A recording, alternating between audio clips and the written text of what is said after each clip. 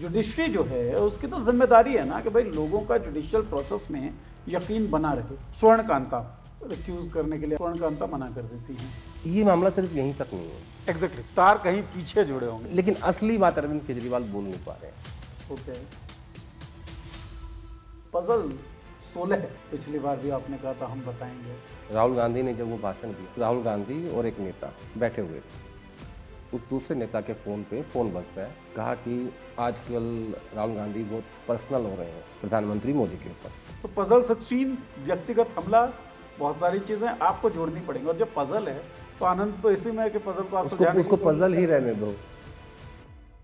एक पजल आपने दिया है शो में सर। भारतीय जनता पार्टी जो है वो चाहती है रीजनल पार्टीज को खत्म कर दे। राहुल गांधी टीएमसी पे हमला कर रहे हैं पश्चिम बंगाल का। क्या है ये मामला? राहुल गांधी भी क्या रीजनल पार्टीज को खत्म करना चाह रहे हैं? राहुल गांधी की एक सोच है, 15 साल 20-20 साल सरकारें रहती है ना, ये ठीक नहीं है देश के लिए। और उनको ये पता है, वो इस बात को समझते हैं कि अगर टीएमसी हारेगी पश्चिम बंगाल में, और राहुल गांधी के पास आज की डेट में कुछ भी खोने के लिए नहीं है, कुछ पाने के लिए, राज्यों की सत्ता हो या केंद्र की हो। राहुल गांधी के पास बेशक होने के लिए कुछ ना हो, आदिवासियों के पास बहुत कुछ खोने के लिए है। खो ही रहे हैं। निकोबार आइलैंड तक भी। यहाँ के जो जंगल हैं, जो पेड़ हैं, वो इसलिए काटे जा रहे हैं ताकि ये गौतम अडानी को दिए जा सके। अच्छा मौका है कांग्रेस के पास कि एक बार फिर से गुलदस्ता बनाने का। हम तो गुलदस्ता। सचिन पायलट के पैर कहाँ कहाँ हैं साहब? कोई कह रहा है एक पैर कांग्रेस में है, कोई कह रहा है एक पैर बीजेपी में है। गहलोत साहब कह रहे हैं नहीं दोनों पैर कांग्रेस में है। गहलोत साहब जैसे जो पॉलिटिशियन है वो बहुत शातिर पॉलिटिशियन है। सचिन पायलट एक बात कहते हैं हमेशा कि मेरी बगावत। नमस्कार दोस्तों, हमारे साप्ताहिक शो देखी जाएगी में आप सबका बहुत बहुत स्वागत है। बातचीत करने के लिए हमारे कंसल्टिंग एडिटर आदेश रावल जी हमारे साथ बैठ चुके हैं। बहुत बहुत स्वागत आदेश जी आपका। Thank you. आप लोगों के बड़ी क्वेरीज आई थी पिछले वीडियो में जो मैंने शो किया था, राघव चड्ढा बीजेपी में शामिल हुए, उसमें आप लोगों के कमेंट्स में पढ़ रहा था कि इस पूरे प्रकरण पे आदेश जी की टिप्पणी चाहिए। तो आदेश जी हाजिर हैं, टिप्पणी हम करवाएंगे उनसे। क्या सवाल होंगे वो आपको सुनना है और क्या जवाब होंगे वो भी आपको सुनना है। इसके अलावा यात्रा हम लोग करते हैं तो यात्रा भी की जाएगी। निकोबार पहुँचे हैं नेता प्रतिपक्ष, तो हम जो पीछे रहें हम भी निकोबार जाएंगे और निकोबार की कहानी जो है वो आपको बताई जाएगी। लेकिन राघव चड्ढा की कहानी में बड़ी इंटरनेशनल स्टोरीज भी शायद हों, शायद ना हो, जो भी हों वो आदेश जी हमें बताने वाले हैं। तो देखी जाए कि इस एपिसोड के लिए जो पेटी होती है कमर की वो बांध लीजिए, मौसम बदलने वाला है और बदलते हुए मौसम की शुरुआत करते हैं आदेश जी। स्वर्ण कांता, आम आदमी पार्टी ना हर तरफ से फंसी हुई अभी दिख रही है। स्वर्ण कांता वाला जो केस है, जब रिक्यूज करने के लिए अपील डालते हैं केजरीवाल, स्वर्ण कांता मना कर देती हैं। ये मसला केजरीवाल का कम स्वर्ण कांता का ज़्यादा लग रहा है मुझे। जुडिशरी जो है उसकी तो जिम्मेदारी है ना कि भाई लोगों का जुडिशियल प्रोसेस में यकीन बना रहे। क्यों नहीं रिक्यूज कर रही हैं? इसके 2-3 पहलू हैं। इसका पहला पहलू है जुडिशरी। जुडिशरी ने जिस I think Rouse Avenue court से इनको ब्रेक किया गया था इन सब लोगों को। उसके बाद जो फरवरी में 2026, उसके बाद जब अरविंद केजरीवाल उनके साथी अरविंद केजरीवाल रो पड़े और उसके बाद जो माहौल क्रिएट हुआ कि देखो हमें झूठा फंसाया गया था जी। उसके बाद से लेके स्वर्ण कांता की कहानी शुरू होती है। जैसे स्वर्ण कांता की फिर इन्होंने पता लगाया कि भाई उनके जो 2 बेटे हैं, जो वकील हैं, जो तुषार मेहता के साथ, जो एडिशनल सॉलिसिटर जनरल के साथ काम करते हैं, यानी सरकारी वकील के साथ उनके बेटे काम कर रहे हैं, और वो आरएसएस के जो संगठन है उनसे जुड़े हुए जो इससे संबंधित वकीलों से उनके कार्यक्रमों में भी जस्टिस महोदया जाती रहती हैं। तो इस तरीके से उन्होंने इनके बेसिकली इनके ऊपर सवाल निशान लगा दिए अरविंद केजरीवाल ने। लेकिन मैं ऐसा मानता हूं कि अगर जुडिशरी की इमेज लोगों की नज़रों में बचा के रखनी है तो इनको अपने आप को पीछे हटा लेना चाहिए था।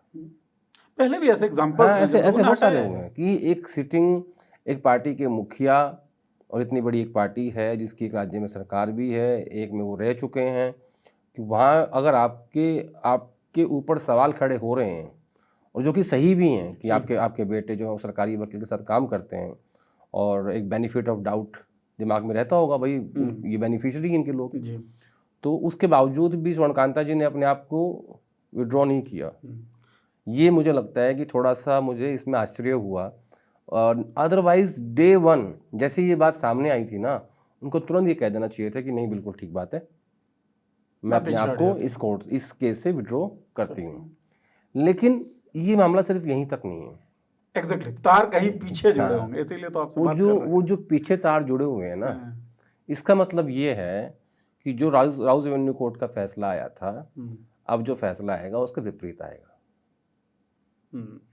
इसको अगर मैं सीबीआई की भाषा में कहूँ तो प्राइमा फेसी ऐसा मुझे दिखाई देता है। ठीक है, तो पहला पहलू तो उसका जुडिशरी है, लेकिन जुडिशरी की छवि बनाए रखने के लिए, ये मेरी व्यक्तिगत राय है, जस्टिस स्वर्णकांता को अपने आप को विड्रॉ कर लेना चाहिए था, लेकिन उन्होंने नहीं किया। तमाम सबूत यानी नैतिकता के आधार पे जो बात कही जाती है कि नैतिक जिम्मेदारियों को समझते हुए जो मार्केट में अवेलेबल हैं कि भाई ये आपके बेटे तुषार मेहता के साथ सरकारी वकील हैं, बोला है। आप आरएसएस से जुड़ी जो संगठन है वकीलों के, आप उनके कार्यक्रम में जाती हैं? बोले जाती हूँ। लेकिन उन्होंने कहा कि इस बात का इसके से क्या मतलब। तीसरा एक और वैलिड पॉइंट उठाया था केजरीवाल ने, उन्होंने कहा कि जब ईडी ने इनको गिरफ्तार किया और बेल के लिए जब ये गए तब भी स्वर्णकांता ही मामला सुन रही थी, और स्वर्णकांता ने मनीष सिसोदिया, संजय सिंह, अरविंद केजरीवाल तीनों के लिए ये वर्ड्स यूज किए कि prima facie he seems to be guilty. तो भाई आपकी एक राय भी हो सकती है नहीं, इसका मतलब वो जो पीछे तार जुड़े हुए हैं उसके बारे में अरविंद केजरीवाल को पता है, इसलिए उन्होंने ये कह दिया कि अब मैं गांधी जी के पास जा रहा हूँ, उनकी समाधि पे जा रहा हूँ। वो अलग बात है कि उनके मुख्यमंत्री रहते सिर्फ भगत सिंह की फ़ोटो थी, बाबा साहब की फ़ोटो थी, गांधी जी गायब हो गए थे। नोट पे लक्ष्मी जी की फ़ोटो को एंडोर्स भी अरविंद केजरीवाल ही करने वाले थे। हाँ ठीक है, तो गांधी जी गायब हो गए थे, पंजाब की सरकार से गांधी जी गायब हैं, दिल्ली सरकार से गायब थे, लेकिन अब जब उनके ऊपर आन पड़ी है तो उनको गांधी जी याद आ रहे हैं। वो कह रहे हैं कि मैं वहाँ जाके बैठूंगा गांधी जी की समाधि पे। तो ये इसका दूसरा पहलू है अरविंद केजरीवाल का। तो इन लोगों को अंदाजा है कि कोर्ट क्या फैसला सुनाने वाला है, इसलिए पूरा दोनों तरफ से दोनों पार्टियां एक दूसरे को एक्सपोज करने की कोशिश कर रही हैं। लेकिन असली बात अरविंद केजरीवाल बोल नहीं पा रहे हैं।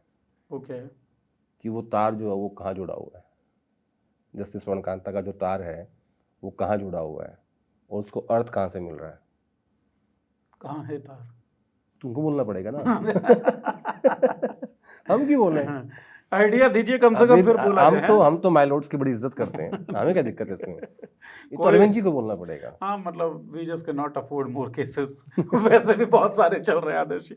अच्छा, अंदाजे की आपने बात की ना कि जो अरविंद केजरीवाल को अंदाजा है कहाँ तार जुड़ा होगा, ऐसे ही बहुत सारे लोगों को बहुत चीज़ों का अंदाजा होता है। उस अंदाजे में तो आजकल संसद में भी खेलबाजी हो ही रही है, भाषण चल ही रहे हैं। पिछली बार भी हमने बात की थी एक पजल की, वो पजल आपने सॉल्व कर लिया है, उस पर हम आएंगे। आपने लिखा है इसलिए मैं कह रहा हूँ, उस पर हम आएंगे। एक बहुत ब्रीफली एक चीज़ बताएं, आम आदमी पार्टी का इमरजेंस और जिस तरीके से उसने सरकारें बनाई, मतलब एक क्लीन स्वीप जैसा किया उसने लगातार 2 इलेक्शंस में, और उसके बाद इस तरह की स्थिति जहां आपके 10 में 7 सांसद जा चुके हैं, विधायक जाने के कगार पे हैं, आप केस में फंसे हुए हैं बुरी तरीके से। क्षुद्र ग्रह, आपने सुना होगा ये नाम, कि चमकते हैं और तुरंत मिट जाते हैं। तो क्या आम आदमी पार्टी की कहानी ऐसी होने वाली है? आम आदमी पार्टी इस रेस में लंबी चलेगी? देखिए, मैं इसको ऐसे देखता हूँ कि अगर चोर आपके घर में चोरी कर जाए आपको तकलीफ नहीं होगी। कोई आपके घर में आया कहे कि मैं संत हूँ और वो चोरी करके निकल जाए तो आपको तकलीफ होगी। जब 2012-13 में ये इंडिया अगेंस्ट करप्शन का आंदोलन चालू हुआ उस दिन, तब मैं भी एक रिपोर्टर था और मैं न्यूज़ 24 में काम करता था। मैंने बहुत नज़दीक से कवर किया है वो, उस भीड़ को, उस आंदोलन को। रातों रात जागते थे हम लोग, दिन में भी काम करते थे, बहुत नज़दीक से देखा है मैंने। और वो एक बहुत उम्मीद लेके आया था, एक लोकपाल होगा जो करप्शन को मिटा देगा और उसके बाद सब हरा ही हरा होगा, है ना। आपको एक सपना दिखाया गया था, एक ऐसा सपना जो आपकी आंखों के सामने आप उसको विजुलाइज कर सकते थे। ये वैसा सपना था जैसे आप राग दरबारी की किताब पढ़ोगे ना, जब आप उसको पढ़ते हो तो जो आप पढ़ रहे हो तो आपके सामने विजुलाइज हो रहा होता है। ये वैसा सपना इमेजरी क्रिएट हो रही होती है। तो वो सपना हमने भी देखा। और यूपी की सरकार थी, कांग्रेस पार्टी को इस हादसे पे लाने में अरविंद केजरीवाल का, अन्ना आंदोलन, प्राइम मिनिस्टर मोदी और टीवी हिंदुस्तान की न्यूज़ चैनल्स, इन सब का बहुत योगदान था। लेकिन जैसे जैसे अरविंद केजरीवाल राजनीति में आए और वो मुख्यमंत्री बने, फिर उन्होंने उस नीले रंग की वैगनआर को पीछे छोड़ दिया, वो MG ग्लोस्टर, इनोवा का काफिला, पंजाब सरकार की लैंड क्रूज़र, पंजाब सरकार का चार्टर्ड प्लेन, इन सब में आ गए।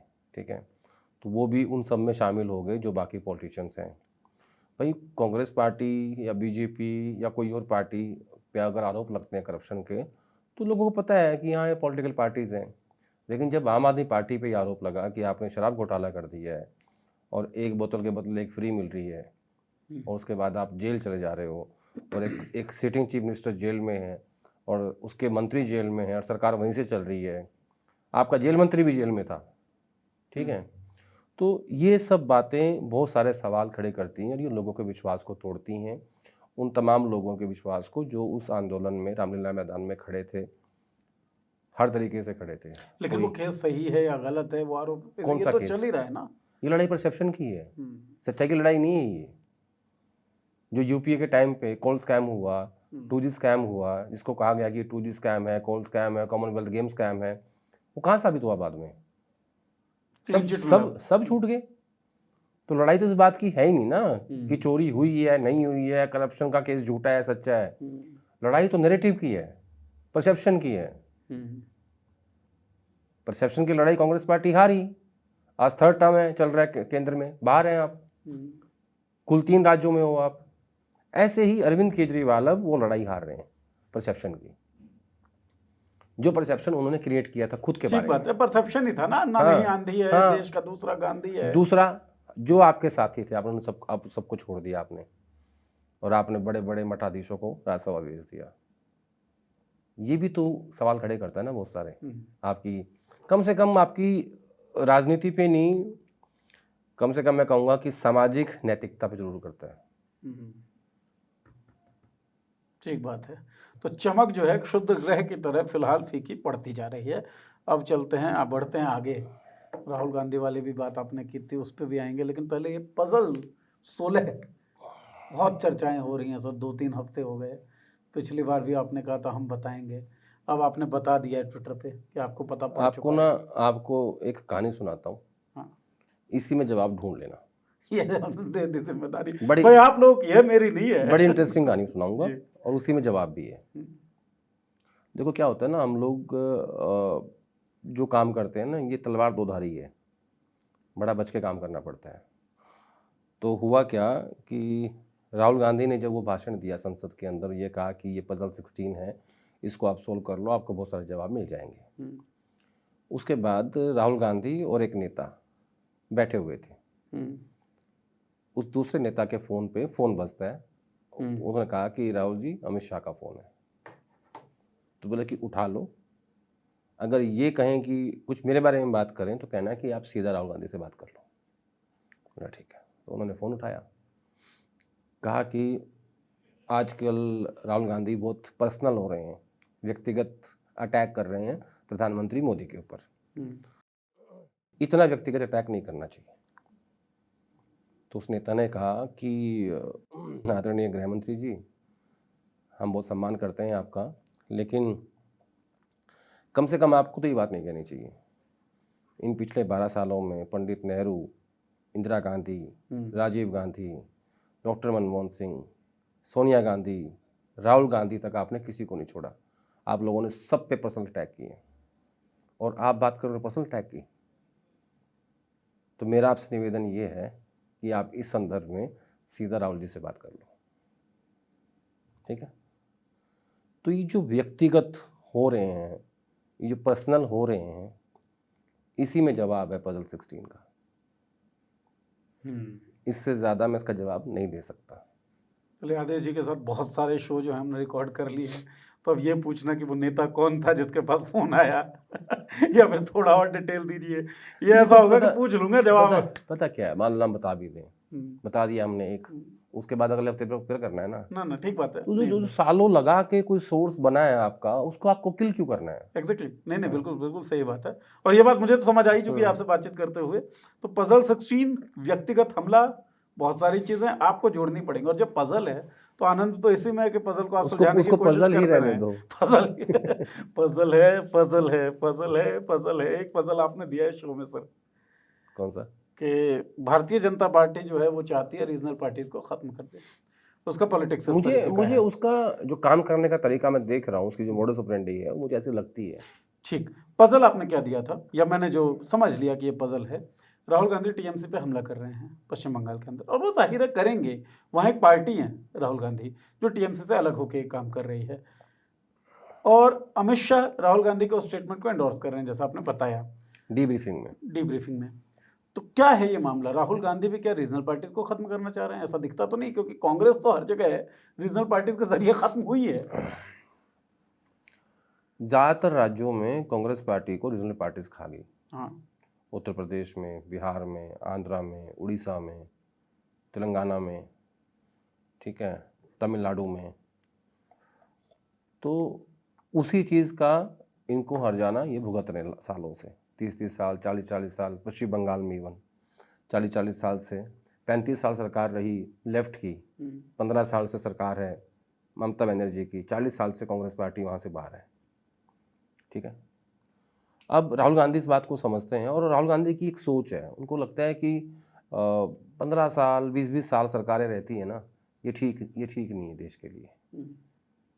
ऐसा वो सोचते हैं, कई बार अपनी मीटिंग्स में कहते भी हैं। और मैं तो उल्टा कहता हूँ कि 5 साल रहनी चाहिए बस। ये एक अलग विषय चर्चा है, मतलब इस पर अलग से बहस हो सकती है।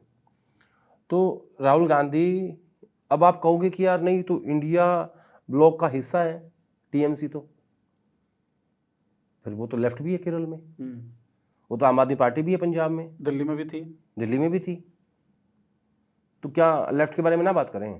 तो राहुल गांधी को अपनी पार्टी का भी तो देखना पड़ेगा, और उनको ये पता है, वो इस बात को समझते हैं कि अगर टीएमसी हारेगी पश्चिम बंगाल में, तो उसके बाद जैसा मैंने कहा कि face oriented parties, regional parties, Mamata minus TMC, वो टिक नहीं पाएगी लंबे समय तक, और बीजेपी वर्सेस कांग्रेस हो जाएगा। ठीक है। तो अगर ऐसा होता है, अगर एक नेता को अपनी पार्टी के बारे में ऐसी उम्मीद है, उसको एक होप है, और जो कहते हैं कि होप सस्टेन्स लाइफ, क्या प्रॉब्लम है? अच्छा, तो इन दोनों चीज़ों में अंतर बताइए आप। अमित शाह का ये चाहना कि रीजनल पार्टीज ना हो, और राहुल गांधी का ये चाहना कि रीजनल पार्टीज अगर खत्म होती हैं तो हमारा इमरजेंस दोबारा हो सकता है स्ट्रांगली। इन दोनों में क्या असमानता है, क्या समानता है? नहीं, दोनों अपना अपना हित देख रहे हैं। प्रेसिडेंट हित अमित शाह देख रहे हैं कि उनको बंगाल जीतना किसी भी तरीके से, और झंडा फहरा देना कि देखो मैंने बंगाल जिता दिया, ठीक है। ये उनका प्रेसिडेंट हित है। और राहुल गांधी का फ्यूचर हित है कि मेरी पार्टी जो है वो उन राज्यों में वापस लौटे जहां हम 20 साल से, 40 साल से, 30 साल से सत्ता से बाहर हैं।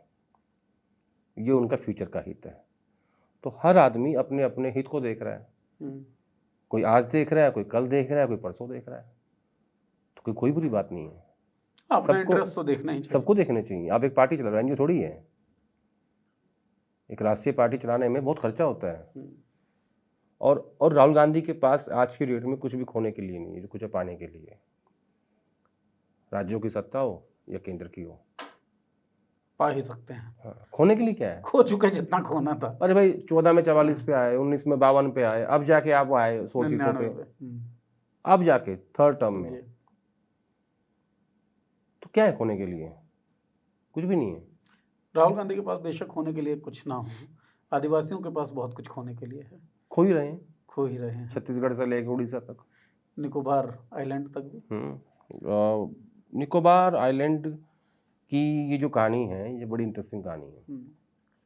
वहाँ के लोगों ने, वहाँ के जो ट्राइबल लोग हैं, उन्होंने चिट्ठी लिखी नेता प्रतिपक्ष को, राहुल गांधी को, और कहा कि देखिए हमारे यहाँ पे ऐसे हमारी ज़मीन, हमारे जंगल जो है वो किसी उद्योगपतियों को दिए जा रहे हैं, हमारे पेड़ काटे जा रहे हैं, हमारी विरासत को ये लोग काट रहे हैं।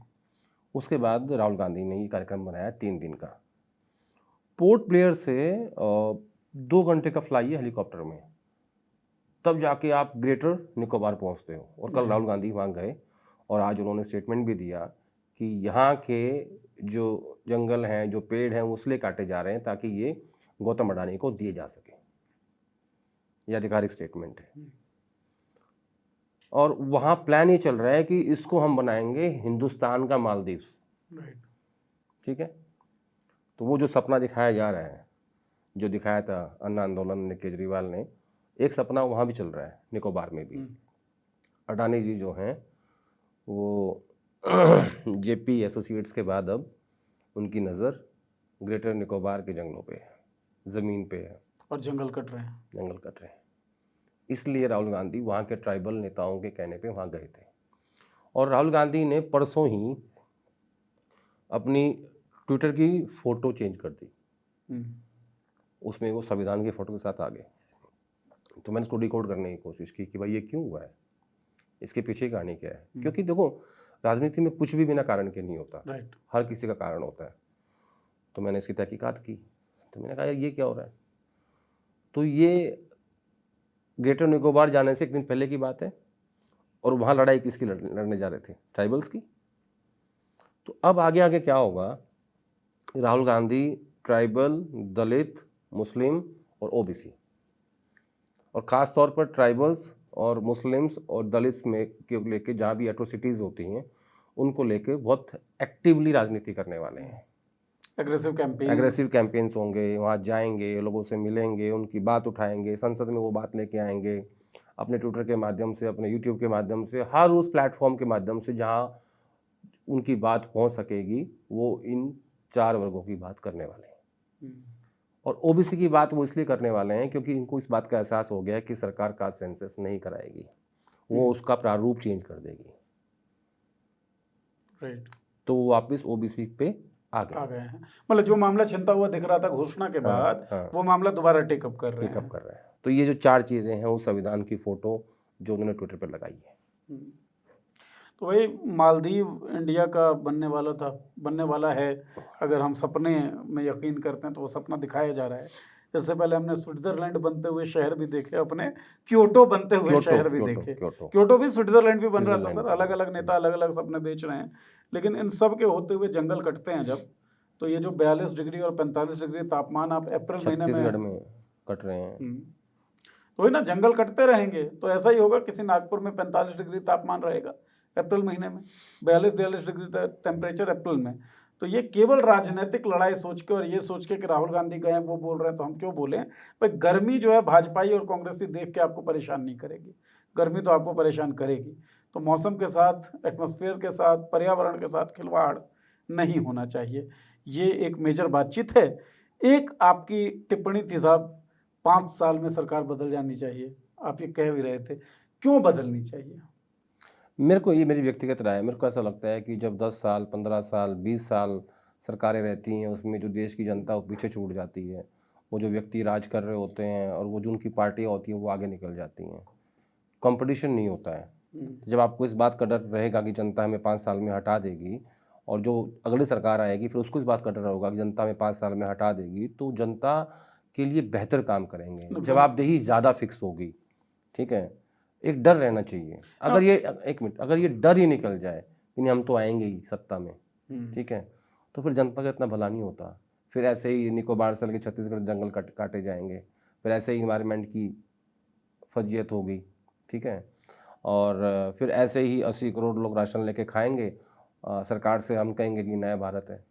फिर ऐसे ही उड़ीसा में एक आदमी अपनी बहन का कंकाल लेकर उस पर बैंक जाएगा, कहेगा कि मुझे 19,000 रुपये दे दो, जो उनकी बहन 2 महीने पहले मरी थी, उसके कंकाल को लेके वो पहुंच जाता है। ठीक है, फिर ऐसे ही जीडीपी जो का हाल होगा, झूठे आंकड़े दिखाए जाएंगे आपको, वोटर लिस्ट से आपका नाम काट दिया जाएगा, SIR हो जाएगा, हिंदू मुसलमान होगा, जाट गैर जाट होगा। ठीक है, ये सब कुछ होगा, लेकिन आपका भला नहीं होगा। लेकिन साहब 5 साल में अगर बदल ही जानी है सरकार, और इस बार हम बन गए तो काम क्यों करें, बदलनी तो है ही नहीं। ऐसा कुछ नहीं होता, रिवॉर्ड भी तो होना चाहिए ना, हम काम करेंगे। मैं उससे मना नहीं कर रहा हूँ, ये मेरी व्यक्तिगत राय है। अगर जनता को लगता है कि नहीं इनको रिवॉर्ड देना है, इन्होंने अच्छा काम किया, तो आप 10 साल दे दो, लेकिन 10 के ऊपर तो फिर अति है। रुकने भी दिया जाए, 18 घंटे काम करते हैं भाई जो नेता आराम भी होते देना हैं। चाहिए।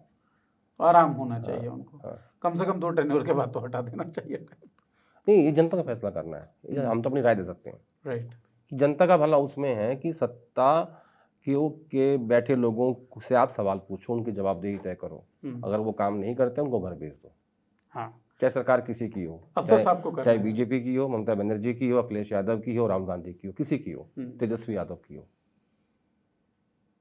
आप लोगों का भला इस चीज में है कि आप 5 साल सत्ता दो, काम ठीक से किया है, अच्छी बात है, नहीं किया घर भेज दो। लेकिन हमारे यहाँ प्रॉब्लम दूसरी है, हम लोग तुरंत बट जाते हैं जातियों में, धर्म में, नॉर्थ में, ईस्ट में, साउथ में। ठीक बात है, ठीक है ना, अपने अपने महापुरुषों में। वही मतलब वो हम लोग समझ नहीं पाते कि फिर उसमें फिर विकास पीछे रह जाता है, व्यक्ति पीछे छूट जाते हैं, जनता पीछे छूट जाती है, व्यक्ति आगे निकल जाते हैं, पार्टी आगे निकल जाती हैं। मैं कल एक चीज़ देख रहा था, कल प्रधानमंत्री जी फुटबॉल खेल रहे थे सिक्किम में युवाओं के साथ जी। में। फिर मुझे ना एक जाहिर है कि ये एक अपील है उनकी जनजीज को, ठीक है। फिर मुझे 2009 का एक सीन याद आया। सीधा 2009? सीधा 2009। तब मुझे जर्नलिज्म में आए हुए 1-1.5 साल ही हुआ था। अडवाणी जी पीएम का चेहरा थे 2009 में बीजेपी के, और अडवाणी जी अहमदाबाद में कहीं थे या गांधीनगर में थे, वो जिम जाके उन्होंने डंबल उठाए थे। अच्छा, ऐसे 1 किलो या 2-2 किलो डंबल थे वो फिटनेस का मैसेज दे रहे थे वो जनजीज को कि मैं कितना फिट हूँ, और तब बीजेपी हार गई थी। और आज मतलब तीसरे कार्यकाल में प्रधानमंत्री जी जो है वो गोल कर रहे हैं, फुटबॉल खेलते हैं, जनजीज को अपील कर रहे हैं। कुछ सिमिलैरिटी है क्या पता नहीं, मैंने सुना दी ऐसे ही। बहुत सारी बातें जो है वो छोड़ देते हैं, आप डिकोड करते हैं। सिमिलरिटी है क्या? 2009 में प्रधानमंत्री पद के उम्मीदवार दिखा रहे थे जनजी को अपना अवतार, हुआ क्या? बंटाधार चुनाव के बाद। बहरहाल सिमिलरिटी आप ढूंढिए। हरियाणा में क्या हो रहा है आपके सर? गुलदस्ता आप लिख रहे थे कुछ कुलदीप बिश्नोई साहब शेर शायरी कर रहे हैं ट्विटर के ऊपर। भजन लाल जी को लेके एक टिप्पणी करी रेखा शर्मा ने, जो राज्यसभा सांसद है, कहा कि वो बदमाश थे, बदमाशी से जीत जाते थे, और उनको ये नहीं पता कि उनके जो सुपुत्र हैं कुलदीप बिश्नोई वो आप ही की पार्टी में हैं, बीजेपी में ही हैं। तो उसके बाद से लेके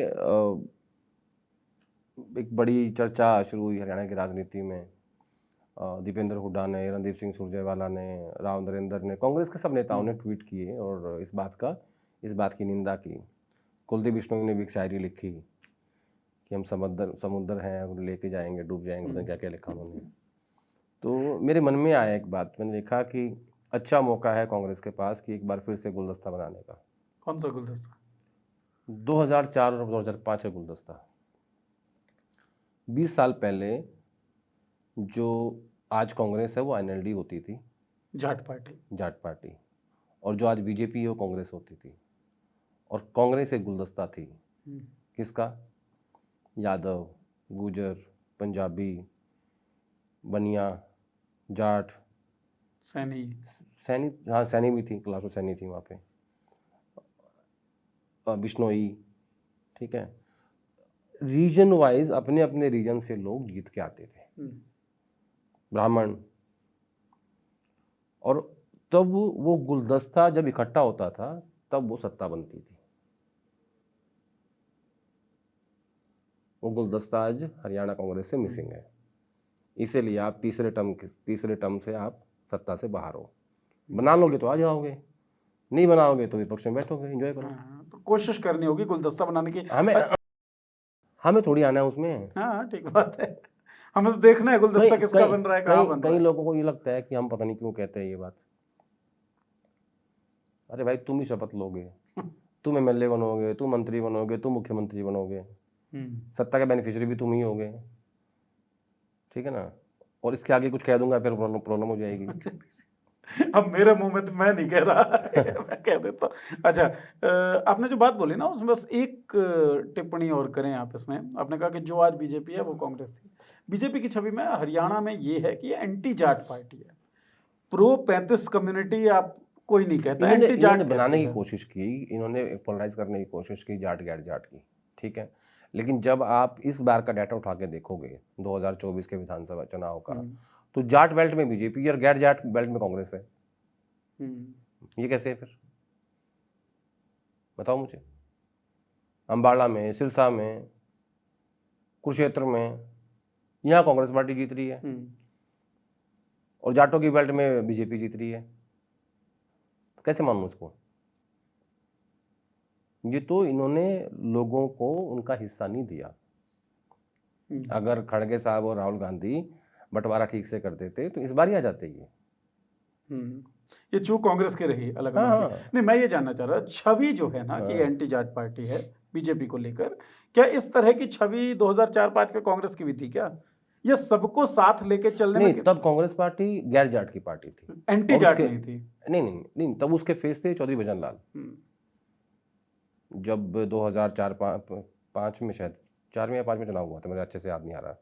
2005 में जब वो चुनाव हुआ था, जब 90 में से 67 सीट आई थी और तब मैं तो तब कॉलेज में था, फर्स्ट ईयर में था। तो तब के जो जानकार लोग हैं वो कहते हैं कि वो भजनलाल के फेस पे 67 सीट आई थी। तो वो लोगों को लगा था कि ओम प्रकाश चौटाला का या चौटाला का जो जाट रूल था उसके खिलाफ लोगों ने वोट किया था। लेकिन कांग्रेस पार्टी ने एक्सपेरिमेंट किया और भूपेंद्र सिंह हुड्डा को मुख्यमंत्री बना दिया गया। उसमें 2 लोगों का महत्वपूर्ण रोल था, सोनिया गांधी और अहमद पटेल का। और फिर वो एक्सपेरिमेंट इतना लंबा चल गया कि कांग्रेस पार्टी आहिस्ता आहिस्ता आहिस्ता आहिस्ता जाट पार्टी बन गई और बीजेपी के लिए वहाँ स्पेस क्रिएट हुआ और बीजेपी ने उसको ठीक बात। 4 के बाद 5 के 9, 4 के बाद 4 में चुनाव हुए थे, 9 में चुनाव, फिर 14 में, 19 में, 24 में, आप लगातार सीटें आपकी कम होती रही, 24 में हालांकि बढ़ी। फिर चलिए एक आखिरी सवाल, राजस्थान तक आप घूम लेते हैं। सचिन पायलट। अभी तक तुम्हारा सवाल बहुत खत्म नहीं हुआ, लंबा हो गया वो। मैंने कहा राघव चड्ढा साहब ज्यादा समय ले गए। ठीक है, बनता भी था। सचिन पायलट के पैर कहाँ कहाँ हैं साहब? कोई कह रहा है एक पैर कांग्रेस में है, कोई कह रहा है एक पैर बीजेपी में है, गहलोत साहब कह रहे हैं नहीं नहीं दोनों पैर कांग्रेस में है। तो ये पैर का इतना महिमा मंडन क्यों हो रहा है? गहलोत साहब को कभी समझ नहीं पाओगे। गहलोत साहब जैसे जो पॉलिटिशियन है वो बहुत शातिर पॉलिटिशियन है और उनसे सीखना चाहिए युवा पॉलिटिशियंस को कि कौन सी बात कहाँ कहनी है, उसके मतलब कहाँ निकलेंगे, उसकी वो बात कहाँ तक जाएगी, उसके मायने क्या होंगे। वो कहते कुछ हैं, बताते कुछ हैं, करते कुछ हैं। अब इस बयान को आप डिकोड करो। क्या कहा उन्होंने कि अब उनके दोनों पैर जो है वो कांग्रेस में हैं। जैसे वो पहले उनका एक पैर भटक गया था वैसी स्थिति नहीं है। तो उन्होंने एक पुरानी घटना को याद दिलाया है। हो सकता है उनको इस बात का अंदेशा हो गया हो कि वो सचिन पायलट राजस्थान के अध्यक्ष बनने वाले हैं। अच्छा, तो उन्होंने इस बात को याद कराया, हाईकमांड को याद कराने की कोशिश करी, लेकिन वो याद कराना ये भूल गए कि जो आपने बगावत करी थी सोनिया गांधी के फरमान के खिलाफ और जिसके बाद से आपके संबंध और फैमिली के संबंध, गांधी फैमिली के संबंध थोड़े ठीक से नहीं चल रहे हैं। तो हो सकता है कि उनकी इस बात का पलटवार कुछ ऐसे आए दूसरी तरफ से। अच्छा। क्योंकि सचिन पायलट एक बात कहते हैं हमेशा कि मेरी बगावत अशोक गहलोत के खिलाफ थी, कांग्रेस के खिलाफ नहीं थी। और अशोक गहलोत की बगावत कांग्रेस सोनिया गांधी के खिलाफ थी, क्योंकि वो चाहती थी CLP की बैठक हो जो नहीं हो पाई। तो गहलोत साहब ने जो ये चौका मारा है इसकी बाउंड्री कहीं और है। जब बाउंड्री दिख रही है वहाँ नहीं है। समझो इनको, सीमाएं अलग हैं, बाउंड्रीज अलग हैं। हिटिंग जब होगी तो उस पर और डिस्कस किया जाएगा। बहरहाल राघव चड्ढा और 6 सांसद, एक झटके में जज्बात बदल गए, हालात बदल गए। आम आदमी पार्टी जो है ऑलमोस्ट बिखरती हुई नजर आई। 10 सांसद थे राज्यसभा में, 3 रह गए। कैसे देखते हैं आप इसको? पहले तो ये बताइए, उसके बाद राघव चड्ढा पे आएंगे स्पेसिफिकली।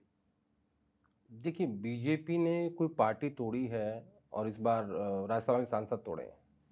उससे पहले TDP को तोड़ चुकी है। उससे पहले गोवा में 2 बार ऐसा हुआ है कि कांग्रेस पार्टी के विधायकों को तोड़ा गया है। उससे पहले अरुणाचल प्रदेश में सरकार तोड़ी गई है। ये कोई पहला वाक्य नहीं है। बीजेपी ऐसा करती रही है, करती आई है। महाराष्ट्र में शिवसेना को तोड़ा, एनसीपी को तोड़ा, उसके दो हिस्से कर दिए, ठीक है। जदयू और almost और बिहार कमाल में। की बात क्या हुई कि जब 7 सांसद तोड़े और उनका जो मर्जर कर दिया गया बीजेपी के अंदर, उसमें तुरंत उस बात को एक्सेप्ट भी कर लिया गया, ठीक है। ऐसा ही हुआ था जब एनसीपी को तोड़ा गया था और अजीत पवार ने जब ये क्लेम किया कि असली पार्टी मेरे साथ है, तो एनसीपी का सिंबल अजीत पवार को दे दिया गया। ऐसे ही एकनाथ शिंदे ने जब शिवसेना को तोड़ा बीजेपी की मदद से और वो विधायक गुजरात लैंड किए अहमदाबाद, फिर वहाँ से सीधा गुवाहाटी लैंड किए और फिर उन्होंने क्लेम किया कि शिवसेना असली मेरे पास है, तो उनको भी शिवसेना का सिंबल दे दिया गया और यहाँ पे भी सारे सांसदों को बीजेपी में मर्ज कर दिया गया। उन्होंने कहा कि क्योंकि जो मेजर चंक है वो हमारे पास है, ऑलमोस्ट 2/3 है, तो इसमें कोई सरप्राइजिंग एलिमेंट तो है नहीं। भाई देखो, ये एक राजनीतिक टूट है। अगर राघव चड्ढा और उनके साथी सैद्धांतिक राजनीति की बात कर रहे हैं तो उन्हें पहले राज्यसभा से रिजाइन करना चाहिए सैद्धांतिक रूप से, क्योंकि आप आम आदमी पार्टी के सांसद हो, पहली बात। वो आपने नहीं किया, तो ये राजनीतिक टूट है। अब स्टार्टिंग में क्या था, जब सरकार बनी थी आम आदमी पार्टी की पंजाब में, तो राघव चड्ढा ही डिफेक्टो चीफ मिनिस्टर थे। उनके साथ एक पूरा लाल लश्कर चलता था और पंजाब पुलिस के कमांडोज चलते थे और कहते थे कि पंजाब के सारे बड़े फैसले जो हैं वो चड्ढा साहब ही लेते हैं। फिर आहिस्ता आहिस्ता मुझे याद है कि 2022 के विधानसभा चुनाव जब चल रहे थे पंजाब के, उस वक्त एक वीडियो वायरल हुआ। उस वीडियो में क्या था कि राघव चड्ढा और अरविंद केजरीवाल की बेटी की शादी होने वाली है। ये काफी चला था, बहुत चला ये। और किसी ने कहा कि वो झूठ है, किसी ने कहा कि वो सच है, लेकिन कौन उसका प्रमाण लेके आता नहीं पता। यानी ये इंसिडेंट दर्शाता है कि इनकी नज़दीकियाँ क्या थी अरविंद केजरीवाल के साथ में। और जैसे ही तथाकथित शराब घोटाले में गिरफ्तारियां होनी शुरू हुई, केजरीवाल, सिसोदिया, संजय सिंह, विजय नायर, वो कई लोग जो शराब के घोटाले में जो अप्रूवर बने, शायद अमित अरोड़ा उनका नाम था, वो एक लंबी फहरिस्त है, सत्येंद्र जैन। तो उसके बाद गिरफ्तारियां होती गई और राघव चड्ढा जो है उसने अपने आप को पीछे खींचना शुरू कर दिया। सेकेंडरी चार्जशीट में इनका नाम होने का भी मामला था। इनका 2 सेकेंडरी चार्जशीट में भी, यानी शराब घोटाले में भी, और ऐसा कहते हैं कि जल बोर्ड का भी कोई स्कैम है जिसमें इनका नाम था।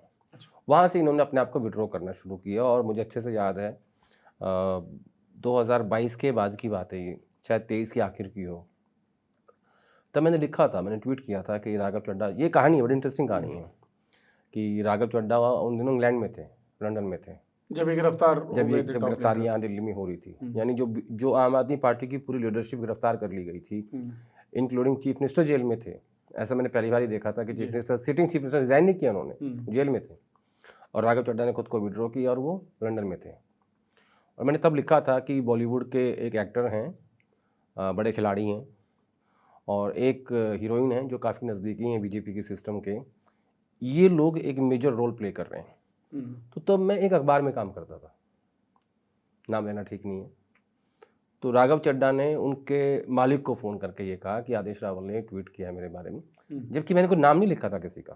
तो उनका मेरे पास फ़ोन आया, ये आदेश को ट्वीट किया आपने? मैं कहा किया है। मैंने कहा उसमें कुछ है तो है नहीं ऐसा कि जैसे मैंने कुछ ऐसा किया हो। यानी वो एक ट्वीट जिसमें नाम नहीं लिया, जो मैंने कर दिया, वो बहुत ज़ोर से लगा। और उसका रिएक्शन ये हुआ कि लंदन से फ़ोन बॉम्बे आया और बॉम्बे से फ़ोन दिल्ली आया, बट मैंने इसको हटाया नहीं। तो स्क्रिप्टिंग बहुत पहले से ही चल रही थी। हाँ, पुरानी स्क्रिप्टिंग है ये। अच्छा, जो नाम आपने नहीं लिए थे आदेश जी, क्योंकि अब तो सौरभ भारद्वाज जो हैं आम आदमी पार्टी के, वो कह रहे हैं कि भाई तुम पार्टी में नहीं होते, सांसद पार्टी नहीं बनाते, तुम्हारी शादी तक नहीं हो पाती, मतलब शादी तक बहुत सारी बात चल रही है। तो उस नाम में क्या नाम ये तो देखो पर्सनल चीज़ें होगी, शादी मैं नहीं मानता।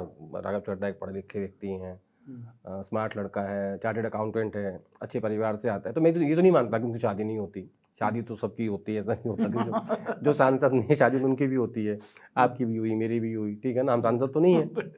तो ये कोई तर्क नहीं है कि उनकी शादी नहीं होती। अगर आम आदमी पार्टी जिससे हुई है उससे नहीं होती, कहने का मतलब भाई मेरा ऐसा मानना है कि ऐसा तो नहीं है कि परिणीति चोपड़ा ने सिर्फ एक सांसद से शादी की है।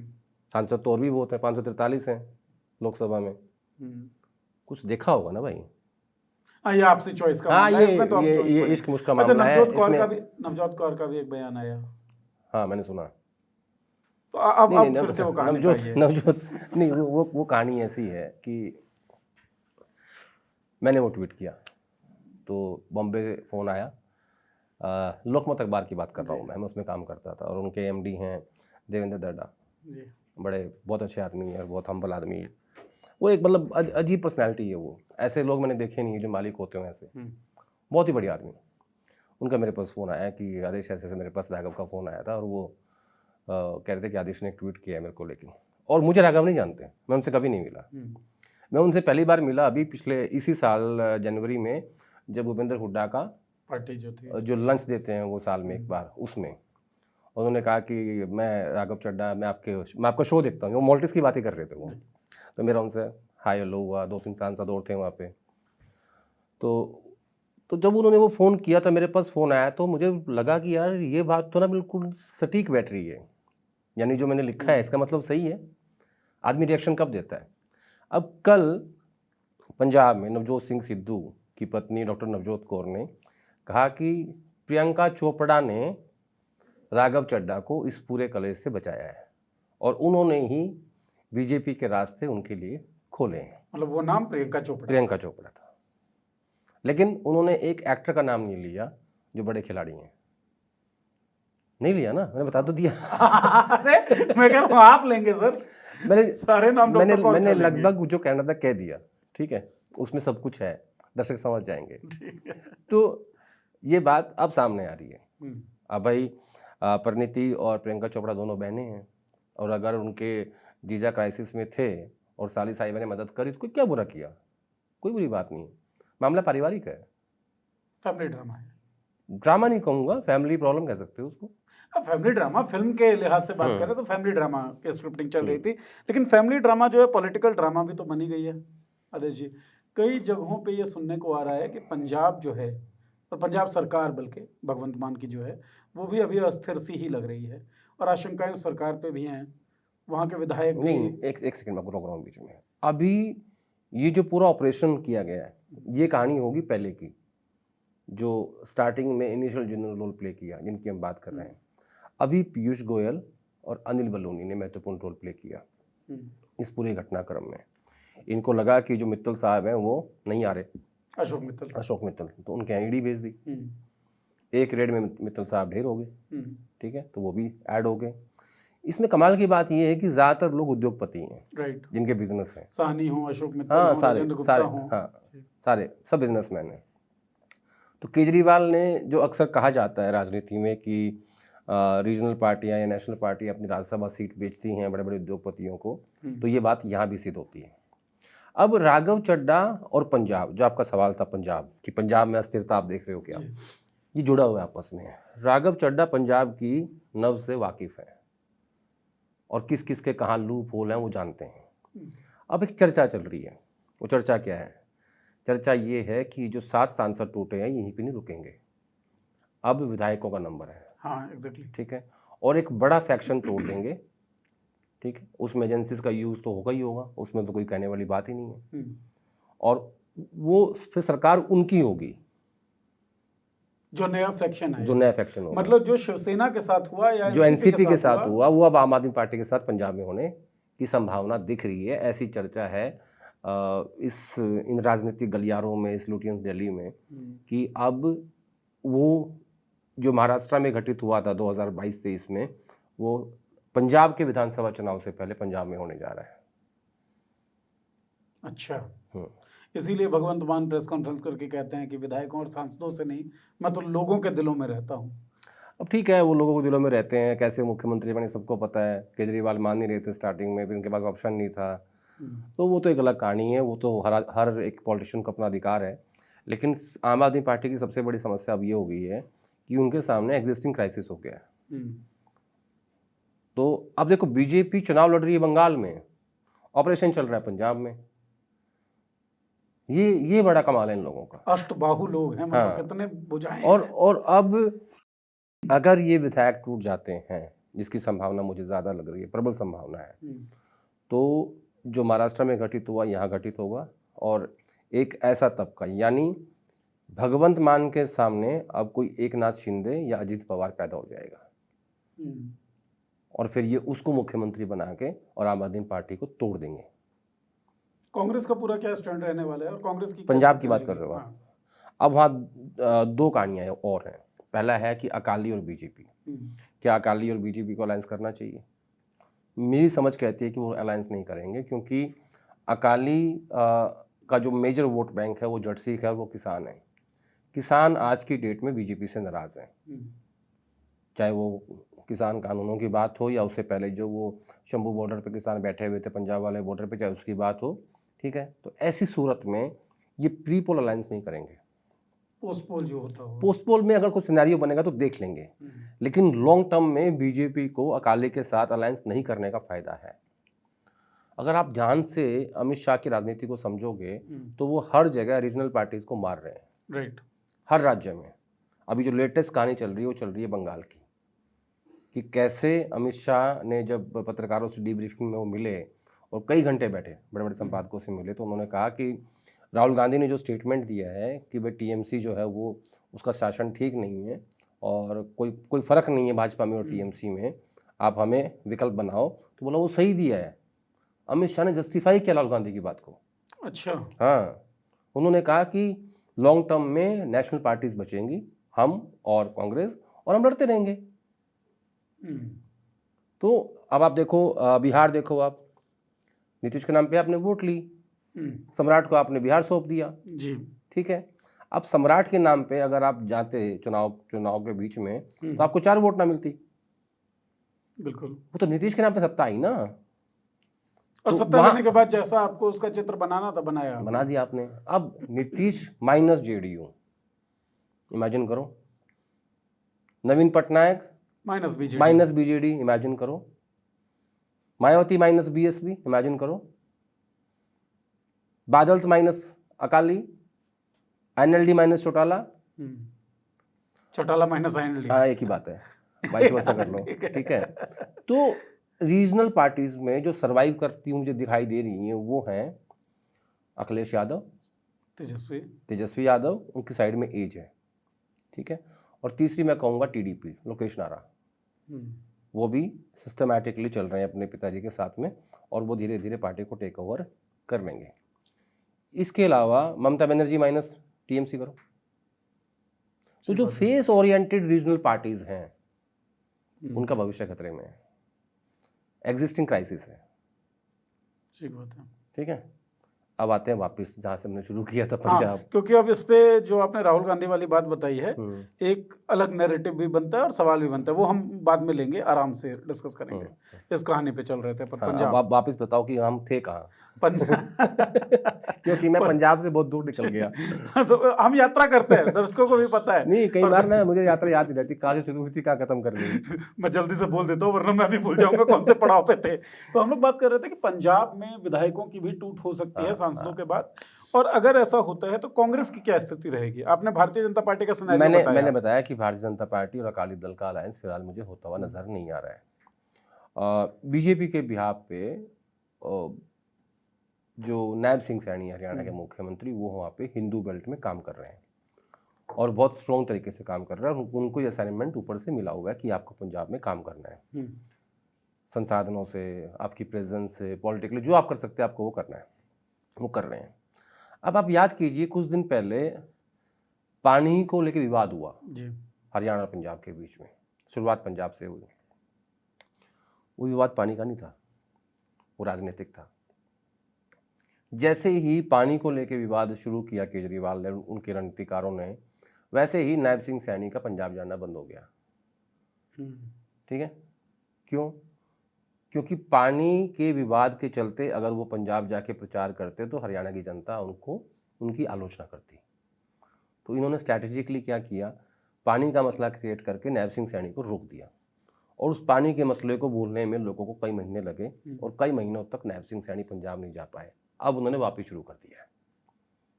तो बीजेपी हिंदू बेल्ट में अपने आप को मजबूत कर रही है, प्रोजेक्ट कर रही है, लेकिन उनको ये पता है कि उनको फिलहाल सफलता नहीं मिलेगी, और वो उनकी जो स्ट्रैटेजी बंगाल में है रीजनल पार्टीज को लेके, वही उनकी स्ट्रैटेजी पंजाब में भी है। अब आपने कहा कि कांग्रेस पार्टी का स्टैंड करती है। देखिए, कांग्रेस पार्टी में ना हमेशा एक समस्या रहती है, और मैं ये बात अक्सर नहीं बोलता कैमरे पे, आज बोल देता हूँ। हरियाणा में कांग्रेस पार्टी इसलिए हारी क्योंकि आपने लोगों को उनका हिस्सा नहीं दिया। पॉलिटिकल हिस्सा, ठीक। सत्ता बनने पे हिस्सा, टिकटों में हिस्सा, संगठन में हिस्सा, यही लड़ाई होती है राजनीतिक लोगों की। अपनापन फील नहीं करवाया हाँ, आपने। ठीक है। अगर पंजाब में भी इन्होंने जो भी कंसर्न लोग हैं उनको उनका हिस्सा नहीं दिया, यानी सबसे पहले संगठन में हिस्सा, उसके बाद जब टिकटें बटेंगी उसमें हिस्सा, और तीसरा सरकार बनने के बाद उसमें हिस्सा, यही लड़ाई है बस। ना इसके बाद कुछ है और ना इसके पहले कुछ नहीं। है। एक चीज समझाइए कि अगर आम आदमी पार्टी की सरकार जो है उसको तोड़ने में कामयाब होती है बीजेपी, जिन कोशिशों में वो लगी हुई है, जैसा आप भी कह रहे हैं, तो वो जो जमीन खिसकेगी आम आदमी पार्टी की, इसका कोई फायदा कांग्रेस को मिलेगा? क्यों नहीं मिलेगा? आमने सामने तो कांग्रेस और आम आदमी पार्टी है ना वहाँ पे। बीजेपी वहाँ नंबर 4 की पार्टी है अकालियों के बाद। बीजेपी जानती है कि वो क्या कर रही है। ये वही हो रहा है जो दिल्ली के चुनाव में हुआ था, याद कीजिए। और मैंने उस वक्त कहा था आपको कि मुझे ये डील नज़र आती है, बट आज मैं उस बात को नहीं कहूँगा, क्योंकि दिल्ली में क्या हुआ। दिल्ली में कांग्रेस पार्टी को पता था कि अगर हम अपना हाथ खींच लेंगे तो आम आदमी पार्टी हार जाएगी, सत्ता बीजेपी की आएगी। आई। अब पंजाब में बीजेपी को पता है कि वो क्या कर रही है, उसका सीधा फायदा कांग्रेस को मिलेगा। लेकिन मैं फिर कह रहा हूँ, जो कांग्रेस गलती करती है, राहुल गांधी को, उनके सलाहकारों को, उनके जीएसओ को, उनके राष्ट्रीय अध्यक्ष को इंश्योर करना चाहिए कि नहीं, जो जिसका ड्यू है वो मिलेगा, वो हम देंगे। लेकिन ये वो करने में कामयाब नहीं होते हैं। कांग्रेस पार्टी में ये बहुत बड़ी समस्या है। मतलब जमीन तो है, लेकिन उसे जोतने की कोशिश तो आपको ही करनी पड़ेगी। जमीन जोतनी पड़ेगी, आपको देखना पड़ेगा कि कौन सी जमीन में गेहूं बोना है, कौन सी में धान लगाना है, ठीक है, कौन सी में जवार है, कहाँ दलहन कहाँ तिलहन। तो ये इनको इसी बात की प्रॉब्लम रहती है कि ये लोगों को एडजस्ट नहीं कर पाते। घोड़ा घोड़े का काम करेगा, गधा गधे का काम करेगा। और अक्सर राहुल गांधी कहते भी कि हमारे पास तो बहुत सारे घोड़े हैं, लंगड़ा घोड़ा है, बारात का घोड़ा है, रेस का घोड़ा है, लेकिन वो डिफ्रेंशिएट नहीं कर पाते कि कौन सा बारात का और कौन सा रेस का है। और जो जौन सा भी है उससे क्या काम लेना है वो भी आपको तय करना पड़ेगा। नहीं, वही तो मैं कह रहा हूँ कि बारात वाले को चला रहे हैं रेस में, 7 रेस कोर्स पे, और जो रेस का है वो चल रहा है बारात में, वो घुड़चड़ी कर रहे हैं वहाँ शादी में, उसके सामने लोग नाच रहे हैं, नागिन डांस हो रहे हैं वहाँ। तो ये जिस दिन आप ये डिफ्रेंशिएट कर दोगे ना कि हाँ, जो जिसका काम है मैं उसको दूंगा, और क्या होता है,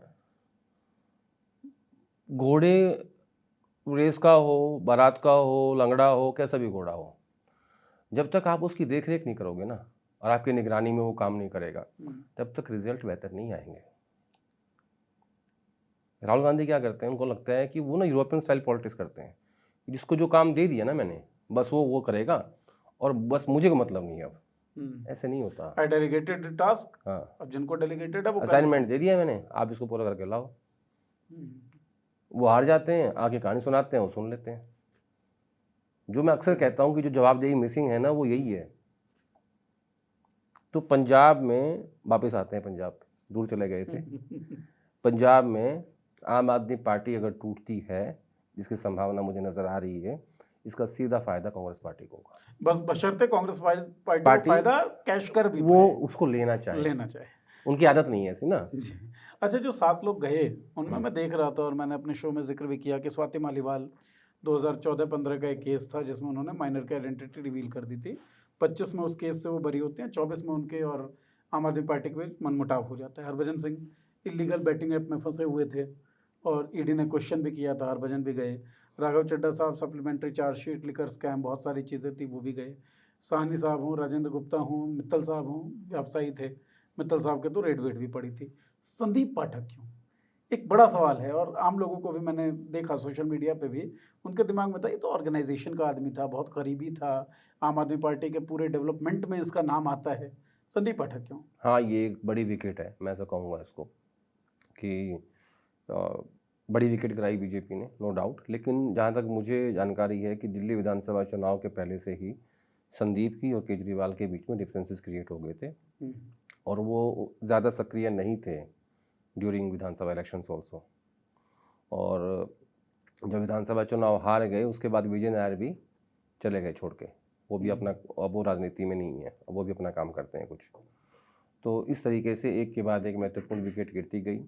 और संदीप के बेसिकली क्या होता है उस लेवल पे ना, जब लीडरशिप के मामला होता है तो एक सबसे बड़ी क्राइसिस होती है कम्युनिकेशन क्राइसिस, जो लोग क्रिएट कर देते हैं और वो गैप कभी फिलअप नहीं हो पाता। तो संदीप ने कुछ सक्रिय रूप से दिल्ली के चुनाव में काम नहीं किया था आम आदमी पार्टी के लिए, तब से ही वो अपने घर बैठे हुए थे। और उसके बाद उस चीज़ का राघव ने फ़ायदा उठाया। और बीजेपी हमेशा जब भी कोई डील करती है वो एक कॉम्बो पैक की तरह करती है कि आपने पिज़्ज़ा ऑर्डर किए, आपने कॉम्बो ना कहा कि फ्राइज़ भी भेज दो, कोक भी भेज दो और पिज़्ज़ा भी भेज दो, ठीक है। वो तो जब ये बैठ के बात हुई होगी कि राघव चड्ढा के साथ कौन कौन आएंगे, तो राघव ने सारी बारीक कमज़ोरियों पे बीजेपी को आकर्षित किया होगा और कहा होगा, ऐसा मैं एज्यूम कर रहा हूँ, कभी की कल्पना है, कि मुझे आपकी इन एजेंसीज का साथ चाहिए और मैं इन लोगों को ले आऊँगा। और उसका उदाहरण है Ashok Mittal. Right, deputy leader बनाए गए राघव चड्ढा के बाद। इसका मतलब ये है ना कि अरविंद केजरीवाल को खबर ही नहीं थी कि हो क्या रहा है। Assessment zero. हाँ, और उसी अशोक मित्तल के घर में अरविंद केजरीवाल रहते थे जी। और उसी दिन उन्होंने ट्वीट किया कि जो कोर्ट के माध्यम से मुझे घर मिला था मैं उसमें शिफ्ट हो गया हूँ, क्योंकि उसके 1 घंटे बाद ही अशोक मित्तल भाजपा में शामिल हो गए थे। जी। यानी बहुत सीक्रेट ऑपरेशन था और उसमें अनिल बलूनी ने महत्वपूर्ण रोल प्ले किया है। Bharatiya Janata Party, all credit goes to them.